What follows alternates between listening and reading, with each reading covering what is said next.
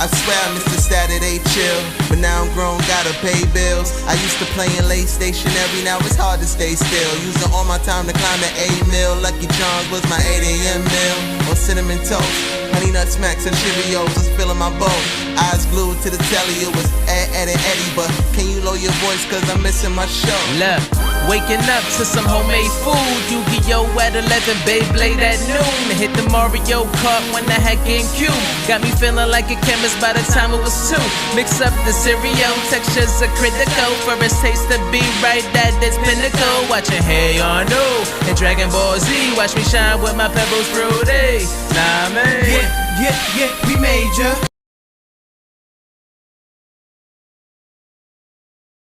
Oh, what's up, everybody? It's your man, Random Man. It's Saturday, which means it's time for Saturday morning cartoons and cereal. We're gonna get a kid for that. We need a kid to do that. Yes. I'm doing that for too long. It is season 7. It is the Come On and Zoom edition, and I have been blessed. People. The good Lord woke me up this morning. But not only that, a couple of years ago, the good Lord had me on the same line as my guest, the aficionado of all things food and lifestyle, the phenom of the food blog, the one and only DomnTheCity. Everybody give it up for Dom. Gotta hear it. I don't know if I'm about to walk into the wrestling ring or go to church with that introduction. That's how I do it. That's how I do it. I love when you're the new person in church and everybody know you're the new person and they shout you out. Then we got somebody new in here today. Dom, you've never been here before, but I'm glad you're here today to eat some cereal or with us today. Can I get an amen? Amen. Amen. Have cereal with you. As always, everybody, I got my man to the right of me.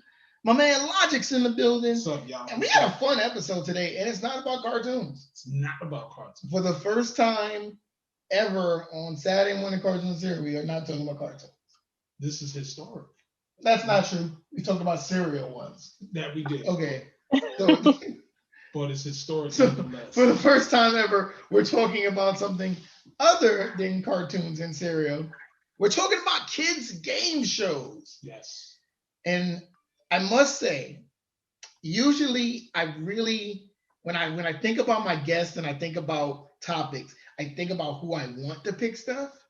And I'm not gonna lie, Don, when I sent this to you, I was like, I really hope she picks kids game shows. Because I feel like we're in the same bracket, and I feel like you've watched these shows with the same, like, I could beat this. I know. Yeah. So I was very happy. Ecstatic. Yay. I was ecstatic. Dom, why'd you pick it? Man, okay, so I'm an 80s baby. So, obviously like the 90s was like a very pivotal time for television for me. And I'm just gonna throw it out there. Like TV will never be better for kids than it was for like in the 80s and the 90s, flat out. But I grew up like watching like Double Dare, Legends of the Hidden Temple, like asking my mom, like, how can I get on this show? Like trying to figure out why these white kids couldn't solve the puzzles. Why they were getting hit with the what was it called? The gloop, the glob, the green stuff. Slime. So I've always loved game shows. Like even adult game shows. Like I was watching Wheel of Fortune at the age of like 6, like a little old lady, and like Jeopardy. So I've always just been a game show person, period. I love it. You mentioned some of the ones that I'm going to talk about, but let's get into it. And we'll get into the interview questions along the way. It's a new format for the show. We're doing the interview and the topic together. But you've already watched a couple of episodes by now, so you should know that, guys. Exactly. You should know how. Y'all are not new to this. They're not new. And for the new people, hit that like and subscribe. Oh my God, you'll be on it. I'm just saying. Won't he pour it? Won't he pour it? That's gonna be our new thing. The new T-shirt. That's our new thing. That's our new T-shirt. You know what was one of my favorite ones, and you mentioned it already? Legends of the Hidden Temple. Yes. 1993 to 95. Wasn't a very long set of seasons, but shout out to Nickelodeon. From 93 to 95, they packed in a lot. Yes. Yeah, they did. Definitely. And the kids won such great prizes on. I don't know if you remember this, but there was a kid that in the beginning of the show, he said he wanted to take his mom to Jamaica. Wow. And the host kind of like made a face. The grand prize was the trip to Jamaica. And the kid won. Talk about manifesting energy. Right. Manifested in 30 minutes. In 30 minutes. Look at that. If you were on, this is not one of my questions, but if you were on Legends of Hidden Temple, would you rather be a blue barracuda, a purple monkey, a silver snake, or a red cheetah or red leopard? So it was a toss-up for me. It was blue barracuda or purple monkey, because my mom always taught me like purple is the color of royalty, and I was like, that's me all day. But those were my two favorite teams back then. Okay. I was with you. I was with you 100%. With you 100%. I always thought that the blue barracudas got the short end of the stick, because I always felt like they'd get to like the second round and one of them just wasn't good at answering questions. It was like they were good. If they got to the final round physically, they could do it all. But actually answering the questions, no. I always felt like they just. I mean, that's the whole reason why, like, Team Jeopardy is just like a whole separate thing. Right. Because like you're like, oh, okay, Team Jeopardy is just full of like, okay, those are geniuses. Those are the kids that's going to be curing cancer. Yeah. Those are going to be the kids that come out with Facebook Part 2. Like, it's that get Team Jeopardy they're essentially the cool kids of smart. Right, exactly. Those are the kids that go to trivia night on Friday. Right. That's those kids. They're the elite. Segue, you're the elite. You are an elite yoper. I didn't even know that was a thing. I knew you had great reviews, but I didn't know there was a whole category. And then I went on Yelp's YouTube, and it said elite, and I was like, "Yo, this is serious. I gotta get elite status." The fact that there is an elite status, like, oh, okay, like that separates you. Well, if you read her reviews, you'll know why. You'll know why. There's detail. But I gotta ask you, when they named you Elite Yelper, the elite, when you became the elite, how did it feel? So, backstory: moved to New York in 2014. Mm-hmm. And I was Yelping like previous to that, because I lived in Philly. So when I moved to New York, I didn't know Yelp Elite was a thing until I moved to New York. And I like entered this like raffle thing to go on this like boat trip around Statue of Liberty. It was like 2 hours, open bar, unlimited food. And then I found out it was like a Yelp event. So I went and I met all these people. They're like, "Yeah, I'm Yelp Elite. Are you Yelp Elite?" I'm like, "Nah, I just got here, sis." And so like I'm like, "What is it?" They're like, "Yo, you get to go to like restaurants like 3 times a month for like free. You get open bar, free drinks. It's just cool." And I'm just like, "Okay, so how do I get to be that?" So they had a whole bunch of like Yelp leaders I met in that moment, and they nominated me, and then I got it, and I just thought it was like the most legit official thing ever. But like it's like you can't go to restaurants and like sit down and be like, "I'm Yelp Elite." Like you can't do that.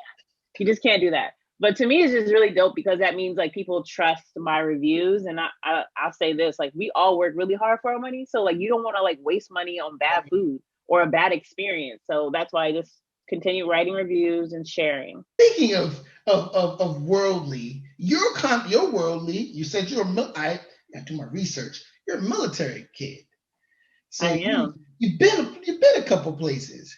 You would have been perfect for where in the Carmen Sandiego. You would have been perfect for that show.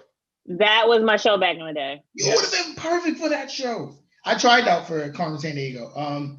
And the only reason why I didn't make it onto Carmen Sandiego was because I couldn't go to the next tryout. Because I got sick. Oh. Dang it. When I was a kid, I used to get the flu a lot. Yeah. And when I would get the flu, it'd be like,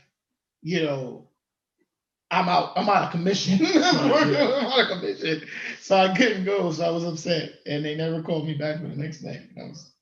I'm sad for you because I like that show as well. So fun fact about me, I used to be like a geography bee champ for like 4 years in a row. Because I just love geography. I love like being able to like point to a place on a map and like showing people and like telling them like what's north, south, west, east. That was a long time ago, so don't quiz me. But yeah, so I used to love Carmen Sandiego. You would have been perfect for the final round on Carmen Sandiego. Because you would have been like, I got this. Put it right here. Put it right here. Man, I used to love me some Carmen Sandiego. Did they ever make it into like a video game, or am I tripping? So the video game was before the game show. I actually played the computer game. It was a computer game, and I remember when the show came out because it was one of the few kid shows that was on public TV. It was PBS. PBS. And shout out to Lynn Thigpen, rest in peace. Yes. She was the chief. Yes. And that show was prolific because it showed us a Black woman of power. Yeah. And neither of us knew that back then, right, that the importance of that. But now it's like the importance of that. Another thing you said in your past interviews, because I'm a journalist. He be doing his research. Yeah. You said that you moved to NYC and it awakened your entrepreneurial spirit. It did. What advice would you give to a young man or woman who is also searching for that same spirit? Yeah, I always tell people, I think we're wired to believe that we're supposed to reach certain milestones in our life. Like at this age, I should be doing this, and at this age, I should be doing this. And it's okay if you're not following those traditional norms. I always tell people, like, as an example, like I'm 36 now, but I didn't know what I really wanted to do with my life outside of just working a 9 to 5 until I was like 30. And it's okay if it happens a little bit later in life. All that matters is that you eventually find it, and you will. It's just spending time on what makes you happy. Think about the things that people ask you about the most and the things that bring you joy and get you excited when you're talking about it. And I always think people think that their passion is supposed to be something like really, really deep. Like it could start as something simple as I like adult coloring books and I love color and I love luxury colored pencils, and it turns into watercolors and then it turns into easels with acrylic paint. You just never know, but it's important to continue to pour that time into whatever you do. Because like if you're gonna sit here and work for somebody 8 hours a day, you should give yourself at least an hour to do the things that you enjoy and love. Right. Totally agree with that. I agree with that 100%. You know what? You would have also been a good. I think you could have definitely done this. I think you would have been good at Wild and Crazy Kids. Yes. I think you would have been good at Wild and Crazy Kids. But the funny thing about Wild and Crazy Kids that I didn't realize until 2 years ago when I was making these topics. Did you know that Omar Gooding was the host of? Did you know that was Omar Gooding? Like now, when I look back at it, I'm like, that's Omar Gooding. But that was actually the first place I saw him before he was acting.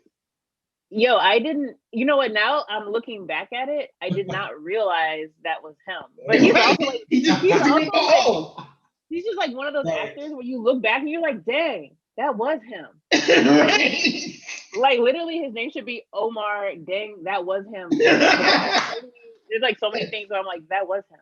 The thing that me and you seem to have in common, and we talked about this when we were at the Kellogg's NYC event, is that you love brunch just as much as I love brunch. And I know people love brunch, but we love brunch on a different level.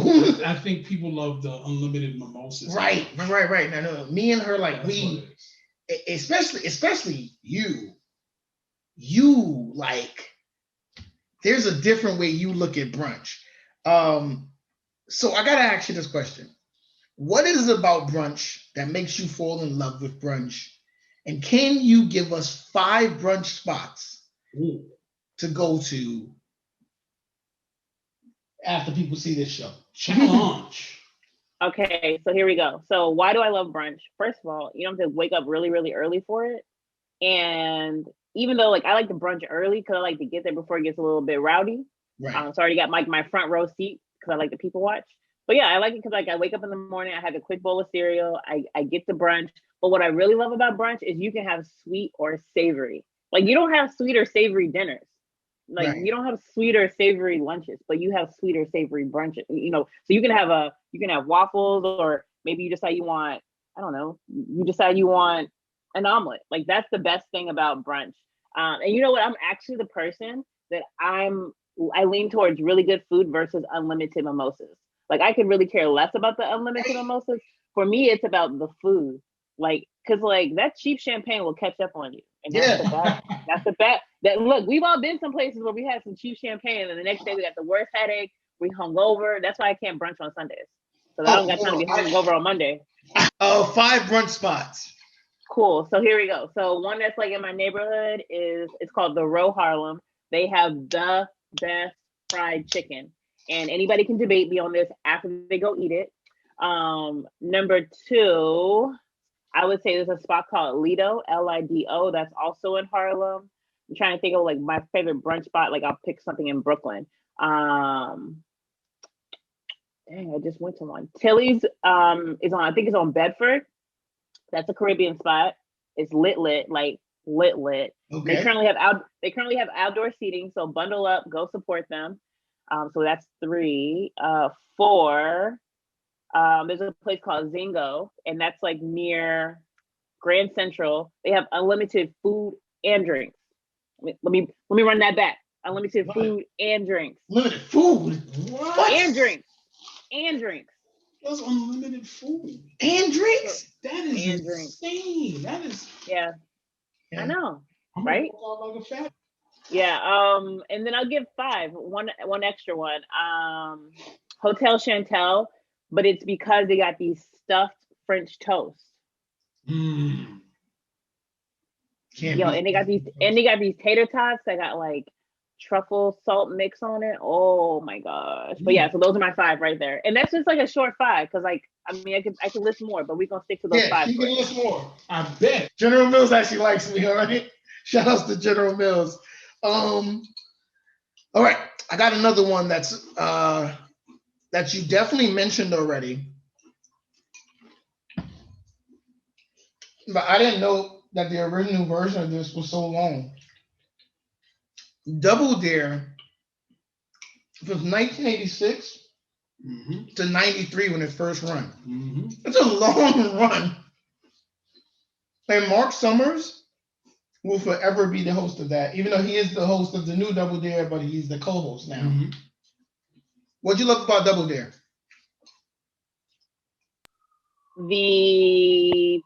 I forgot what it was called, but it's like where they were like sitting in the bowl of like noodles and meatballs. Mm-hmm. That was iconic. Yes. Or the obstacle course. I mean, who can forget the obstacle course? Yeah, climbing up a nose. And that's probably the only time I ever wanted to climb up, climbing up the nose and grabbing the little thing. You ever watched the Double Dare episode and was shouting at the TV like, "It's right there! You passed it! It's right there!" But you covered in goo. Yeah. You remember, people covered in Yeah, goo. yeah. So what's your favorite cereal? So I actually have 2 favorite cereals. So my favorite kid kind of cereal is Cinnamon Toast Crunch.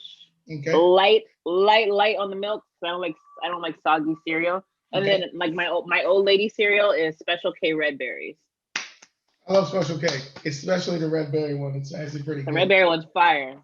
Talk about the last one on my list because it was actually the one that I also tried out for. It almost got on. Guts. Oh man. Guts. Guts from 92 to 95, the original Guts.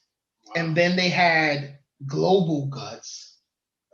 And then they had Super Guts. Super Guts. But Guts was the American Gladiators for kids. It was American Gladiators for kids. One of my favorite shows. Did you like Guts? I did. And now that we're like talking about all these shows, like, can we just like give our roses to Nickelodeon? Because literally almost, I think, no, all of these shows we're talking about were on Nickelodeon. So, but yeah, that was also like another one of my favorite shows as well too. I mean, I didn't think they needed to do so many remakes or like relaunches. Like sometimes you just gotta let stuff be. So Dom, we've come to the most important question of the day. This question is really important. Of course. It's serious. The most important question. Because we're serious about our cereal. And next to, it's the most important question next to will you marry me? Like it's right there. And she's been asked that, so she knows. You know what I'm saying? If you had to be in any cartoon universe, where would you be and why? Now, before you answer, know this. You'd have to live by that cartoon universe's rules. So if you chose Dragon Ball Z, you could be a regular human and could get killed by a Saiyan. Right. Or you can get turned into chocolate by Majin Buu. So be careful what you choose. The choice is yours. So, I just finished watching WandaVision, and I'm a really big Marvel fan. So I would definitely be part of the Marvel Universe cartoon series. That's kind of safe. But except for the fact that Thanos doesn't snap on the most latest Avenger, so you might have got snapped. But I would be on the one where it's like they're all young. I think Miss Marvel is in that one. It's the one where they're all like super young. Oh, Marvel Rising with the girl. Yes. Okay. That one's safe. Dom, let everybody know how they can find you and all that good stuff. Yeah, so the website is DomnTheCity, so that's DOM, the letter N, followed by thecity.com, and I'm on all platforms. And when I say all platforms, I mean Instagram, Twitter. I act up on Twitter, just gonna let y'all know in advance. I mean, I'm on Pinterest, I'm on Instagram, but DomnTheCity on all platforms. Nice. You people heard it here. If you want to know what to do with your boo or by yourself or with that boss you're trying to impress who loves a good steak, well, I say you go no further than Dom of DomnTheCity. But I digress, everyone. It has been a very serious year. We've just come out of a very serious year.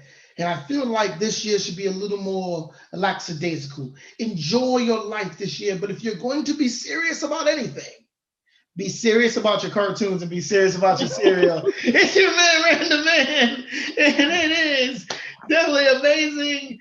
Dom, thank you so much for being a part of the show. You were amazing. And Random Man, she's DomnTheCity. He's Logic of the Logic Facts, and I am. Peace, y'all.